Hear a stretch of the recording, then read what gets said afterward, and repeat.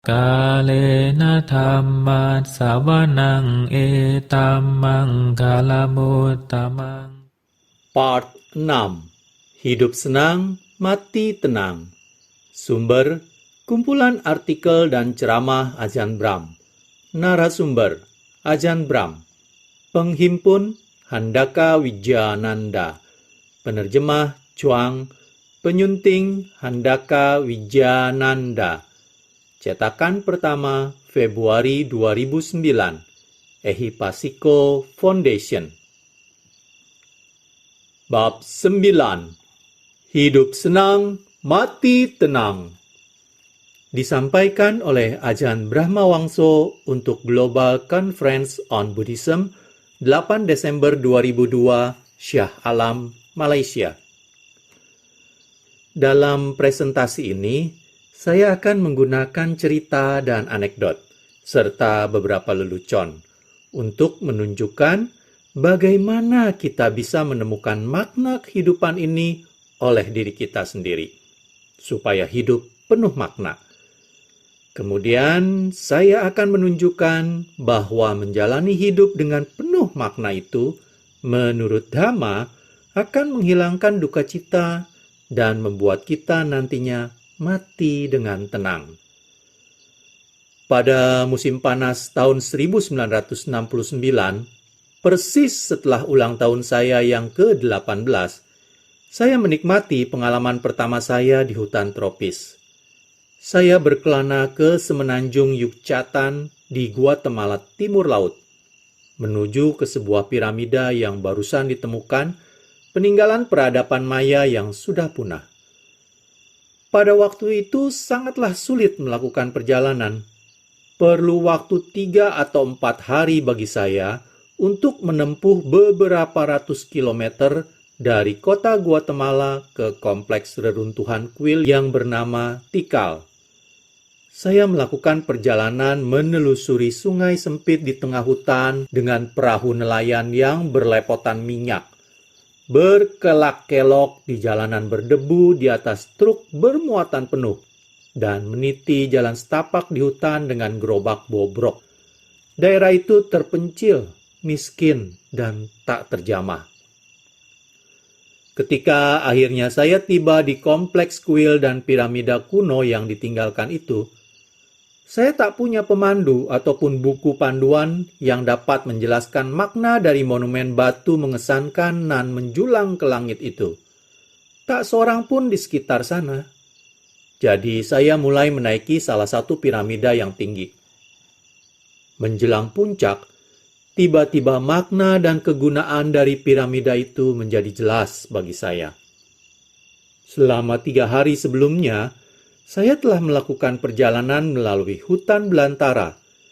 Jalan, titian, dan sungai bagaikan terowongan yang menembus rimbun hijau. Rimba belantara dengan cepat membuat langit-langit di atas setiap langkah saya. Selama beberapa hari, saya tidak dapat melihat cakrawala. Dan tentu saja, saya sama sekali tak dapat melihat semua yang di kejauhan. Saya berada di tengah rimba. Di puncak piramida itu, saya berada di atas belantara rimba.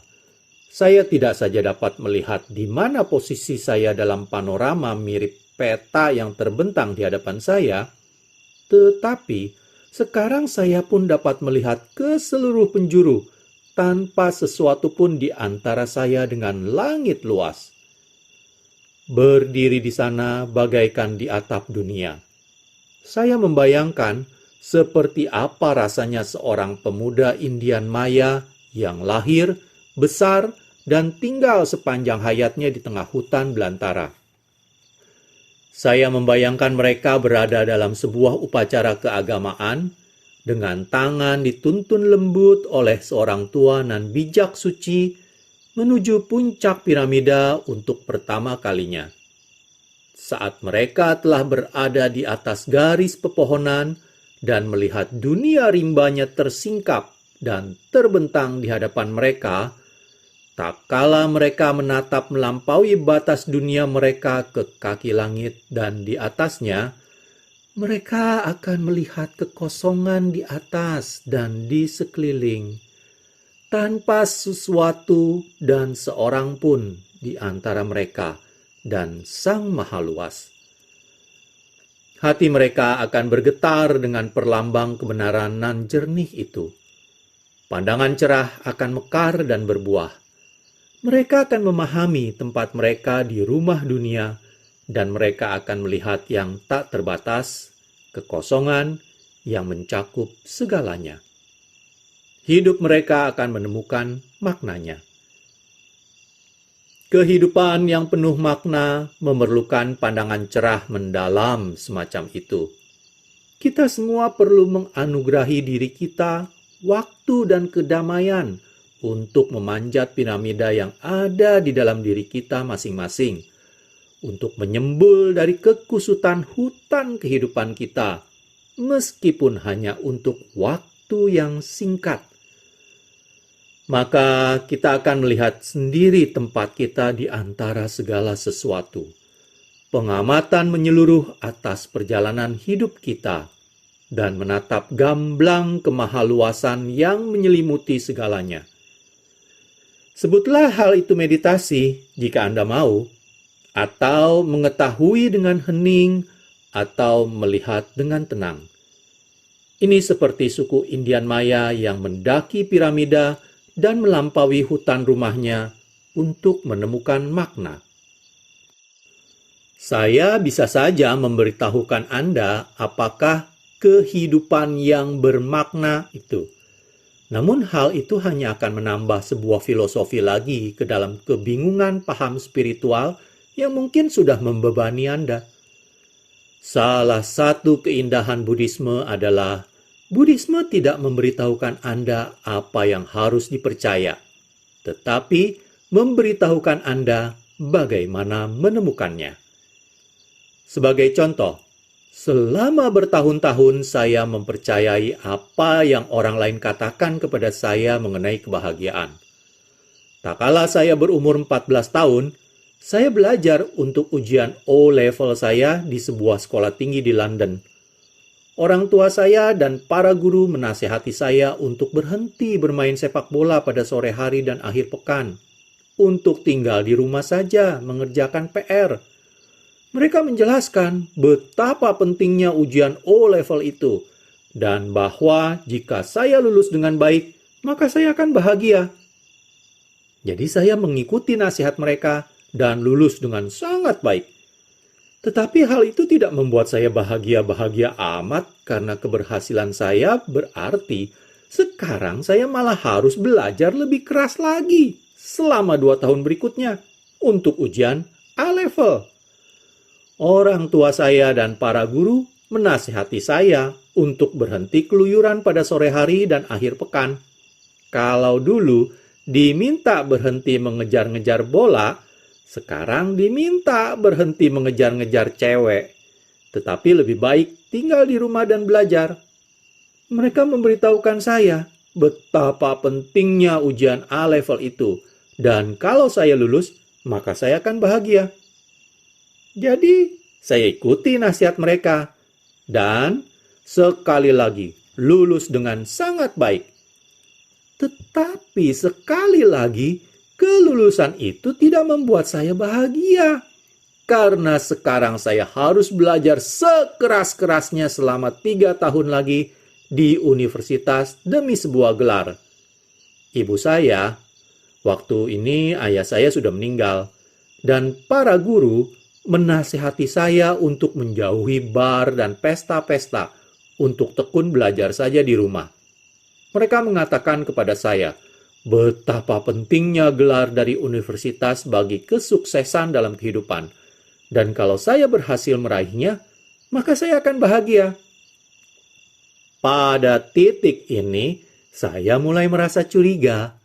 Saya melihat beberapa teman yang lebih senior, yang telah lulus dengan baik, meraih gelar mereka, dan telah bekerja amat keras.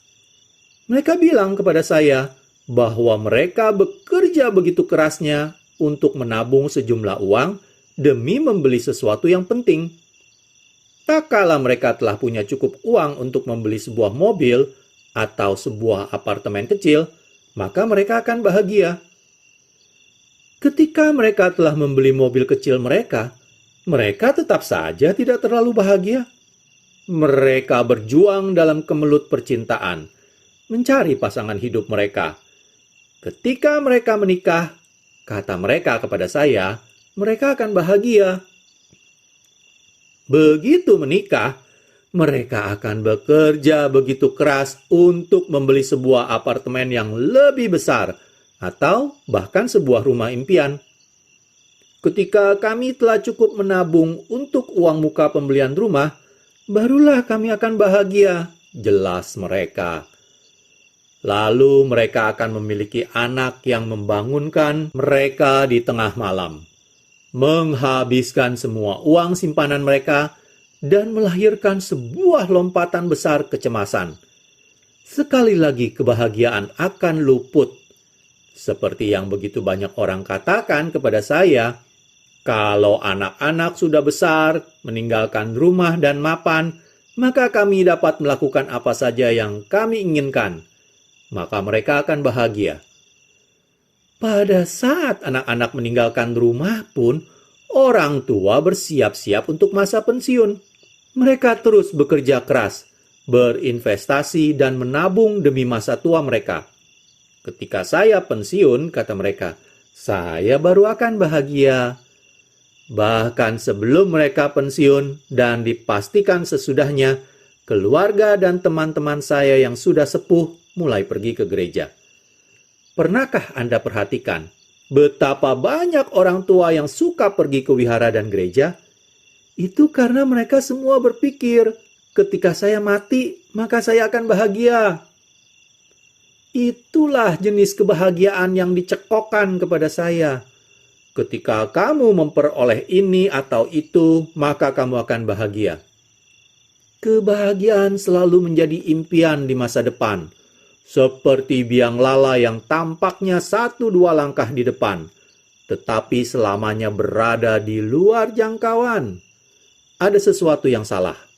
Tak seorang pun yang benar-benar bahagia sekarang. Itulah yang terjadi ketika kita begitu saja percaya apa kata orang lain, alih-alih melihat kebenaran oleh diri kita sendiri. Jika Anda menjalani kehidupan Anda dengan mengejar kepemilikan, mengumpulkan kemelekatan-kemelekatan, bahkan mengejar surga, Anda akan dapati bahwa Anda tidak hidup dengan penuh makna. Banyak guru agama masa kini mengajukan bahwa sebuah hubungan yang memuaskan adalah kunci untuk hidup penuh makna. Terlalu banyak dari kita, saya kira, yang menelan kalimat itu tanpa benar-benar mempertanyakannya. Mengapa, meskipun kita tidak memilih anak-anak kita, namun kita mencintai mereka selamanya dan tanpa syarat? Bahkan, jika mereka jauh dari apa yang kita harapkan, tetap saja kita mencintai mereka.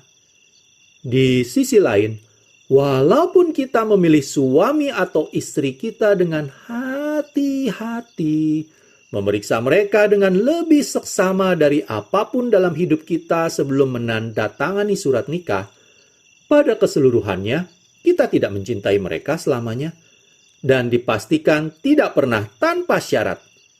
Mengapa? Itu karena cinta yang mengalir di antara pasangan dalam sebuah hubungan tidak sama dengan cinta yang mengalir di antara orang tua dan anak. Dalam sebuah artikel di majalah Time beberapa tahun lalu yang bertajuk The Chemistry of Love, ahli biokimia menunjukkan bahwa ketika cowok bertemu dengan cewek dalam sebuah suasana romantis, makan malam bercahaya lilin, hormon-hormon disekresikan ke dalam aliran darah untuk menghasilkan perasaan mabuk kepayang. Pasangan Anda secara harfiah meng-on-kan Anda. Dan Anda suka dengan keadaan mabuk kepayang itu, bukan dengan orangnya. Atau seperti yang dimuat oleh Time, Anda suka cara mereka membuat Anda merasa. Di kemudian hari, ketika tubuh Anda membangun toleransi alami terhadap zat-zat kimiawi tersebut, pasangan Anda tidak lagi membuat Anda on. Jadi, itu sama sekali bukan kesalahan mereka. Mereka hanyalah zat kimiawi belaka.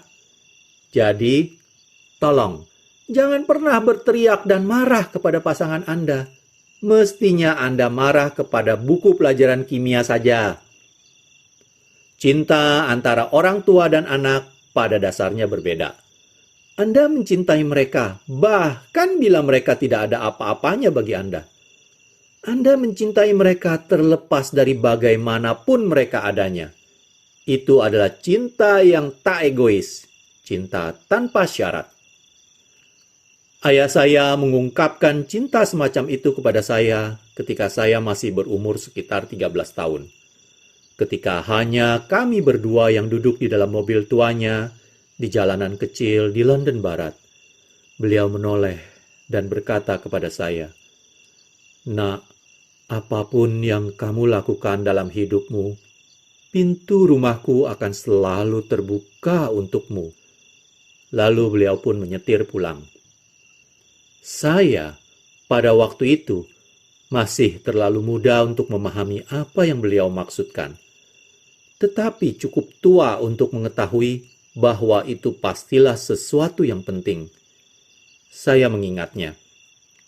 Barulah beberapa tahun kemudian, lama setelah ayah saya meninggal, saat saya menjadi biku muda, saya menangkap makna sebenarnya. Rumah ayah saya, rumah kami, adalah sebuah rumah kontrakan kecil di daerah miskin di London Barat. Itu bukanlah tempat yang mengenakan bagi kebanyakan orang. Kami tidak pernah takut terhadap para pencuri, karena kami pikir jika seorang pencuri masuk dan melihat isi rumah kami, barangkali dia malah akan meninggalkan sesuatu dari kantongnya, karena kasihan kepada kami. Apa yang dimaksudkan oleh ayah saya, apa yang beliau coba sampaikan kepada saya adalah, "Nak, apapun yang kamu lakukan dalam hidupmu, pintu hatiku akan selalu terbuka untukmu." Itulah apa yang dimaksud dengan cinta tanpa syarat. Itulah jenis cinta yang sering ditemukan di antara orang tua dan anak-anak. Itulah cinta yang tak egois. Cinta yang tak mengikat. Cinta yang membebaskan. Apapun yang kamu lakukan dalam hidupmu, pintu hatiku akan selalu terbuka untukmu. Kembali soal hubungan. Cinta macam manakah yang mengalir antara Anda dan pasangan Anda? Berikut ini sebuah tes untuk mengetahuinya. Bayangkanlah pasangan Anda. Apakah Anda benar-benar mencintainya? Apakah Anda ingin pasangan Anda bahagia? Apakah Anda benar-benar peduli terhadap kesejahteraannya? Apakah kebahagiaannya adalah hal terpenting di dunia bagi Anda? Sekarang, bayangkanlah Anda pulang dari konferensi ini dan menemukan pasangan Anda telah minggat ke Paris bersama sahabat terbaik Anda untuk berselingkuh. Bagaimanakah jadinya perasaan Anda? Jika Anda benar-benar peduli terhadap kesejahteraannya, maka Anda akan merinding mendengar bahwa betapa bahagianya mereka berdua saat ini. Jika Anda benar-benar mencintai pasangan Anda akan bersuka cita mengetahui bahwa pasangan Anda kini lebih bahagia bersama dengan sahabat Anda ketimbang ketika dia bersama Anda. Jika kebahagiaan orang yang Anda kasihi begitu penting bagi Anda akan merasa sangat bahagia. Oh, betapa bahagianya membaca kabar bahwa mereka berdua menikmati saat-saat yang aduhai di bawah sinar rembulan di tepi sungai Seine. Anda kan selalu menginginkan pasangan Anda bahagia. Sekarang dia bahagia. Tak masalah kan? Tes ini menunjukkan bahwa cinta dalam kebanyakan hubungan adalah jenis cinta yang egois. Cinta yang bersyarat. Cinta jenis ini berakar pada kemelekatan dan bercabang, cepat atau lambat, pada penderitaan. Konon, Ada 3 macam ring atau cincin dalam sebuah pernikahan. Engagement ring, cincin pertunangan, wedding ring, cincin pernikahan, dan suffering, cincin derita. Cinta yang tak egois adalah cinta tanpa kemelekatan. Cinta jenis ini berakar pada memberi dan bercabang, tak terelakkan ke dalam kebebasan. Ini adalah jenis cinta yang berkata, apapun yang kamu lakukan, pintu hatiku selalu terbuka untukmu. Inilah caranya kita semua dapat hidup penuh makna. Cinta tak egois macam itu adalah pondasi dari semua karya kedermawanan. Jika Anda memberi sumbangan dengan mengharapkan pengakuan, itu bukanlah tak egois. Jika Anda melayani komunitas demi ingin dipuji, itu bukanlah memberi. Jika Anda menawarkan persahabatan Anda kepada orang lain dengan menginginkan sesuatu sebagai balasannya, maka itu bukanlah welas asih. Kedermawanan, seperti halnya cinta tak egois, berkata, apapun yang kamu lakukan, siapapun kamu, aku memberikan hatiku dan membaginya bersamamu. Bahkan para biku pun mempraktekkan kedermawanan. Kehidupan monastik saya adalah sebuah festival kedermawanan.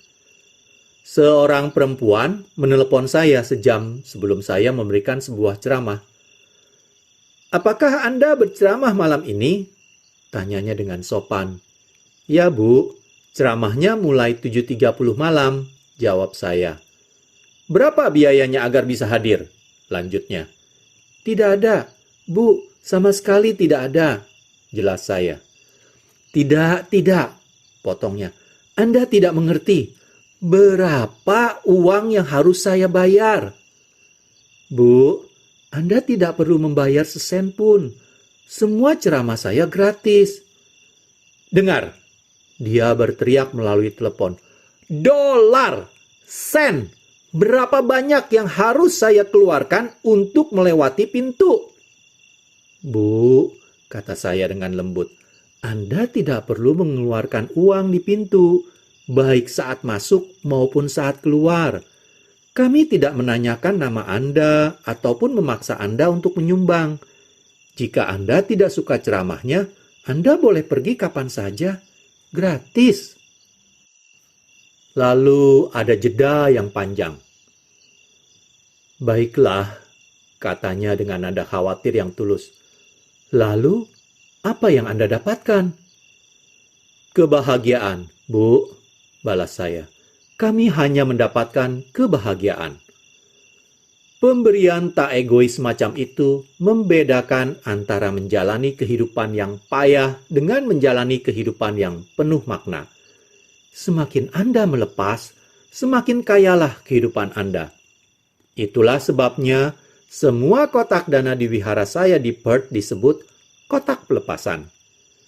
Di Dhammapada ayat 204, Buddha bersabda, kepuasan hati adalah kekayaan terbesar. Begitulah Buddhisme, mengajarkan kepuasan hati melalui cinta nan tak egois. Apapun yang kamu lakukan, pintu hatiku selalu terbuka untukmu. Semua ini adalah tentang penciptaan kekayaan. Makna hidup adalah untuk menghasilkan kekayaan semacam itu. Kepuasan hati adalah portofolio Anda. Cinta nan tak egois adalah saham Anda. Memberi adalah investasi paling aman dengan dividen yang secara harfiah berarti cabut dari dunia ini. Semuanya dijamin oleh pejabat yang berwenang, Buddha sendiri. Penyair Inggris aliran romantis abad ke-17, John Keats, mengawali puisi tersohornya, Endymion, dengan kata-kata abadi. Sesuatu yang indah adalah kebahagiaan selamanya. A thing of beauty is a joy forever. Tentu saja, banyak dari kita yang menemukan makna kehidupan melalui apresiasi terhadap keindahan. melalui menyaksikan matahari terbenam yang menawan, melihat air terjun yang bergelora di sebuah hutan perawan, atau berhenti sejenak untuk menyaksikan kecemerlangan warna bunga yang tersenyum di tepi jalan. Keindahan memang memberikan makna bagi kehidupan, tetapi tidak banyak-banyak amatlah sejauh ini. Keindahan bagi seorang biku, kata Buddha, Cakkawatti Sihanada Sutta, adalah kebajikan. Begitulah, orang paling indah di dunia adalah mereka yang berhati murni. Orang baik adalah baik untuk dibersamai. Yang baik adalah kebaikan keindahan. Dan seorang suci di antara orang kebanyakan adalah bagaikan sekuntum mawar yang menyembul di antara semak berduri. Bahkan seorang tua keriput dengan gigi ompong dan rambut ubanan yang telah menjalani kehidupan yang bajik, berkilauan dengan kecantikan batiniah yang akan membuat supermodel manapun cemburu. Para biku, guru seperti saya, mendorong semua pemirsanya untuk menjalani kehidupan yang bermoral, untuk memperoleh kecantikan batiniah, yang dalam kata-kata John Keats adalah suatu kebahagiaan selamanya. Inilah mengapa saya menyebut pusat Buddhis kota saya di Perth, Australia Barat, bukan Dhammaloka, tetapi Salon Kecantikan Ajahn Brahm.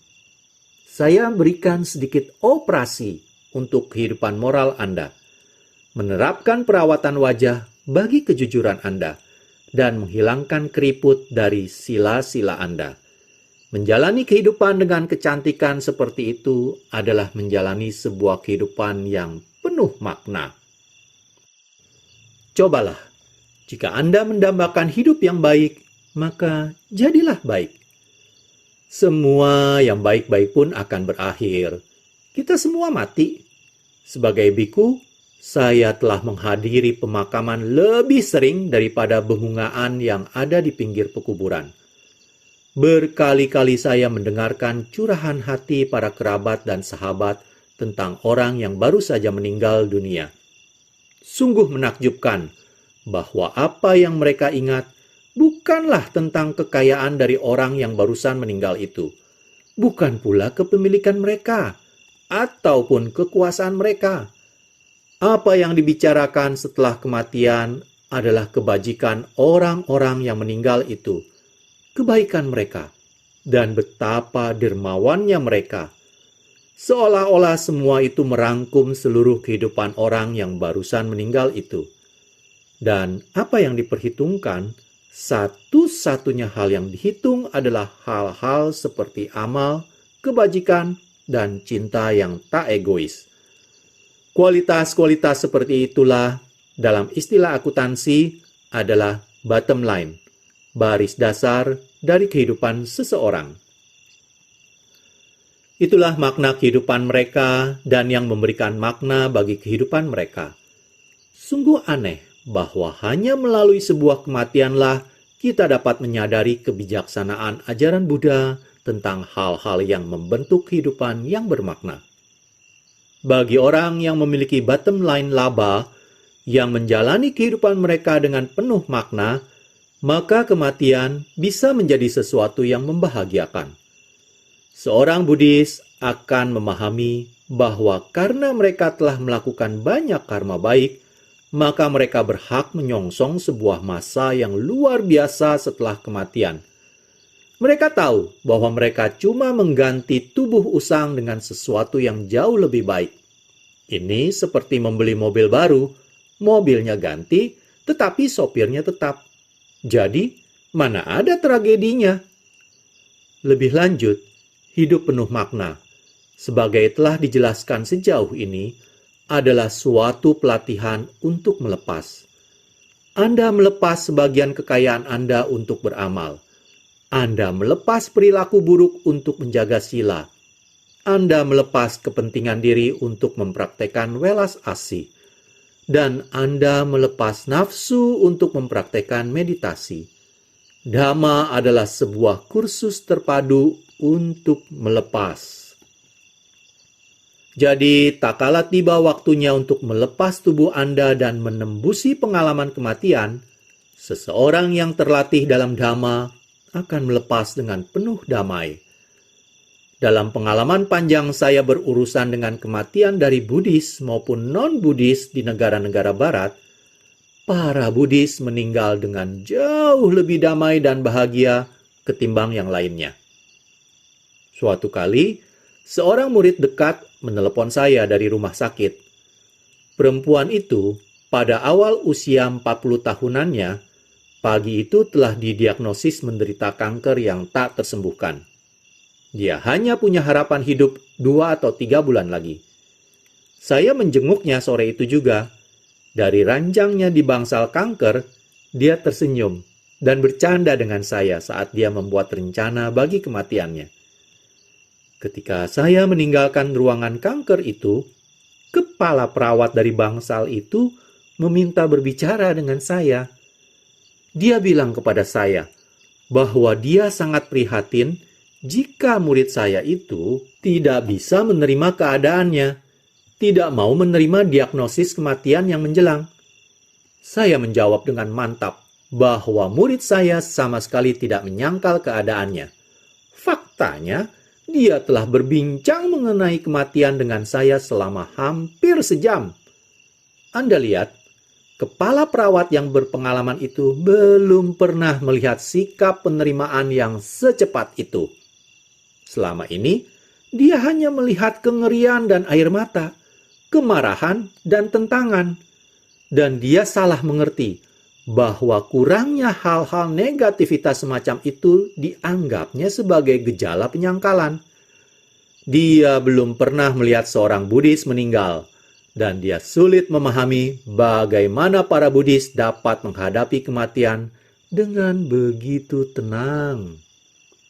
Beberapa bulan berikutnya, di pemakaman murid saya, dokter Kristennya mengatakan betapa terkesannya dia bahwa umat Buddha meninggal dengan begitu anggunnya.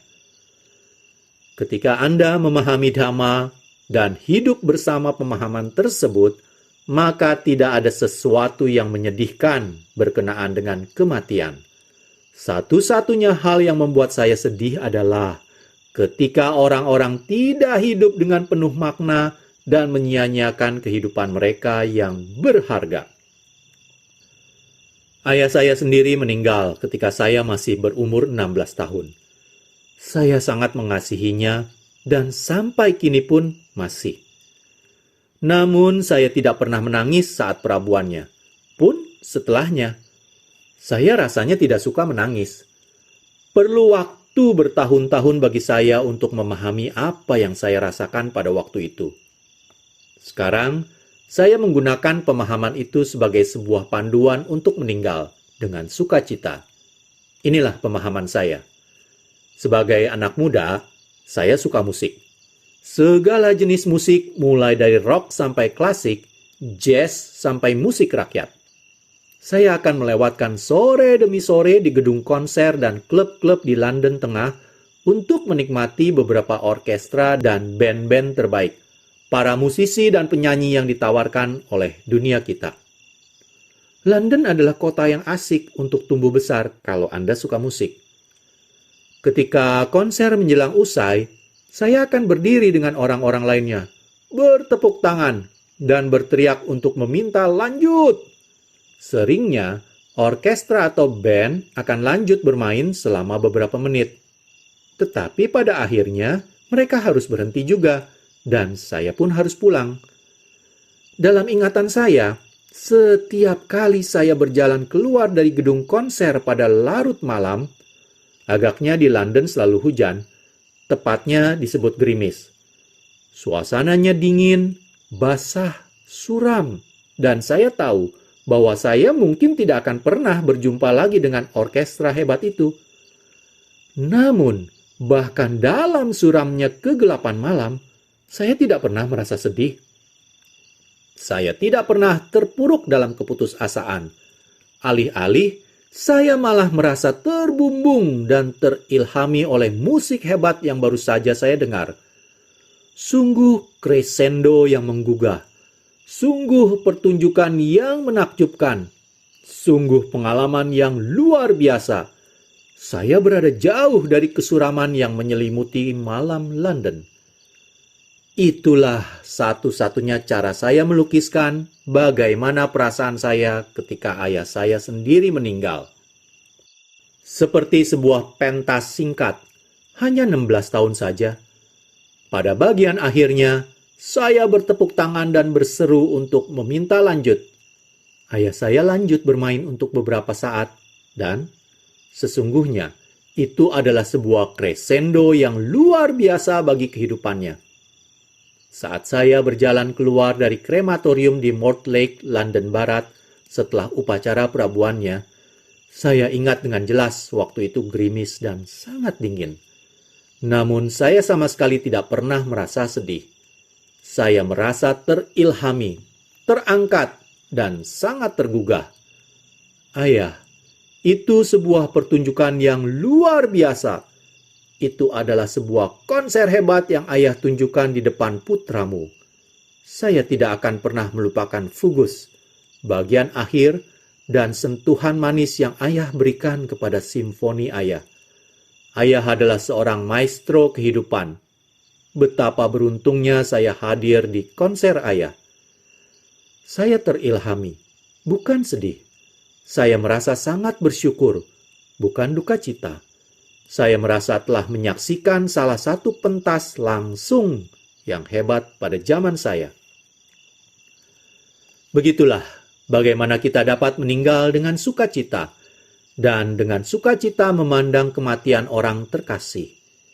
Di lubuk hati kita tahu bahwa yang terkasih, sahabat tercinta, pintu hatiku akan selamanya terbuka untukmu. Tak peduli apa yang pernah engkau lakukan, bahkan jika engkau mati.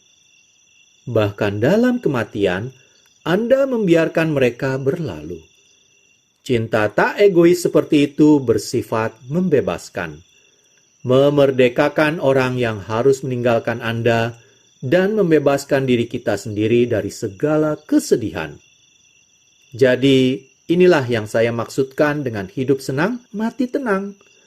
Inilah yang telah saya lihat dengan mata kepala saya sendiri dengan mendaki melampaui kekacauan dunia dalam meditasi saya.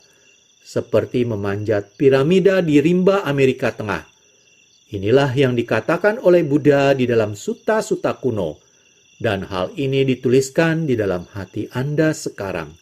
Menanti untuk memandu Anda. Bila Anda menjalani hidup Anda dengan penuh makna, tidak hanya Anda akan meninggal dengan tenang, tetapi Anda pun akan memberikan begitu banyak sukacita bagi semua orang yang bersua dengan Anda di dalam kehidupan dan kematian Anda. Demikianlah berakhir sudah bab 9, hidup senang mati tenang. Pada part selanjutnya, saya akan membacakan bab 10, berlatih di dunia ini. Terima kasih. Kalena dhamma savanang etammang kalamutamang